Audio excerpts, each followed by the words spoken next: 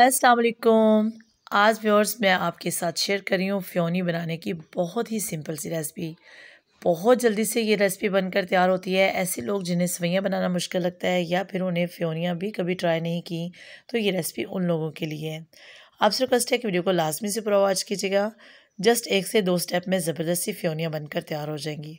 तो फिर सबसे पहले जितनी आपने फ़ियोनियाँ लेनी हैं आप ले लीजिए और बाकी जो है वो आप बहुत अच्छे से कवर करके रख दें।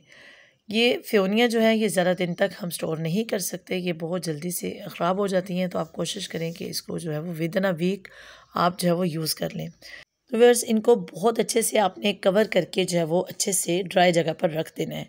और व्यूअर्स दूसरी बात ये कि इनको कुक करने के लिए हमें घी या ऑयल की बिल्कुल भी ज़रूरत नहीं पड़ती। इसको ऑलरेडी जो है वो घी में तैयार किया जाता है, तो इसलिए इसको कुक करते हुए ना तो हम घी का इस्तेमाल करेंगे और ना ही हम कुकिंग ऑयल का इस्तेमाल करेंगे। तो बस बहुत अच्छे से कवर करके इसको आप रख दीजिएगा और शुरू करते हैं आज की ज़बरदस्त और सिंपल सी रेसिपी। तो फिर सबसे पहले फ़ियोनियाँ जो हैं इनको आपने तोड़ लेना है। ये वैसे तो बहुत नरम होती है, लेकिन अगर आप इस तरह से तोड़ लेंगे तो व्यूअर्स ये बहुत जल्दी से मिक्सअप हो जाएंगी और इक्वली जो है वो मिक्सअप होंगी। अब एक पैन में 1.5 लीटर दूध जो है इसको अच्छे से बॉईल कर लूँगी। मैंने फुल क्रीम मिल्क लिया व्यूअर्स, आप जो है वो मिल्क पैक भी ले सकते हैं या फिर आप जो है वो मिल्क पाउडर का इस्तेमाल भी कर सकते हैं। लेकिन इस तरह से अगर आप खुला दूध इस्तेमाल करते हैं तो इससे बहुत ज़बरदस्ती रेसिपी बनकर तैयार होती है। और व्यूअर्स अब इस स्टेज पर इसमें सब्ज़ इलायची जो है 2 तोड़कर मैंने ऐड कर दी। आप चाहें तो इनका पाउडर भी इस्तेमाल कर सकते हैं, इससे बहुत अच्छा फ्लेवर आता है, आप इसको मिस मत कीजिएगा। और व्यूअर्स अब इसको जल्दी से जो है वो गाढ़ा करने के लिए मैं इसमें 1 चम्मच जो है वो भरकर कॉर्नफ्लोर का ऐड करूँगी। लेकिन इस तरह से हम इसको ऐड नहीं करेंगे, बल्कि इसको थोड़े से पानी में या फिर थोड़े से दूध में अच्छे से मिक्स अप करके इस तरह से इसमें ऐड करेंगे।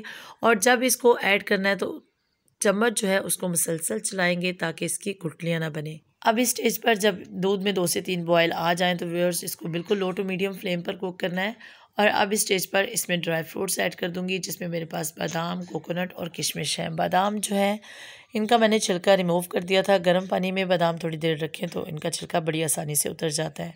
आप काजू, पिस्ता जो भी आप चाहें आप इसमें ऐड कर सकते हैं इसको मज़ीद मज़ेदार बनाने के लिए। तो बस बहुत अच्छे से इसको मिक्सअप करते हुए कुक किया और अब इसमें जो है वो चीनी ऐड करनी है। और व्यूअर्स अगर आप मेरे चैनल पर पहली बार आए हैं तो आपसे रिक्वेस्ट है कि मेरे चैनल को लाजमी से सब्सक्राइब कर लीजिएगा। सब्सक्रिप्शन के साथ दिए गए बेल आइकन को भी लाजमी से प्रेस कर लीजिएगा ताकि आने वाली वीडियो का नोटिफिकेशन आपको टाइम पर मौसूल हो सके। अब इस स्टेज पर जब दूध जो है वो काफ़ी हद तक गाढ़ा हो चुका है और 2 से 3 बॉयल आने के बाद इसको मैंने लो टू मीडियम फ्लेम पर कुक किया था। अब इस स्टेज पर इसमें फ़ियोनियाँ ऐड कर दूँगी और जब हम फ़ियोनियाँ ऐड कर लेंगे, अच्छे से मिक्सअप करेंगे तो इसके साथ ही हम इसकी फ्लेम को ऑफ़ कर देंगे। फ़ियोनियाँ ऐड करने के बाद व्यूअर्स इसको बहुत ज़्यादा कुक नहीं करेंगे, जस्ट इतना कुक करेंगे कि ये अच्छे से मिक्सअप हो जाएँ और इसके साथ ही फ्लेम को ऑफ़ कर देंगे।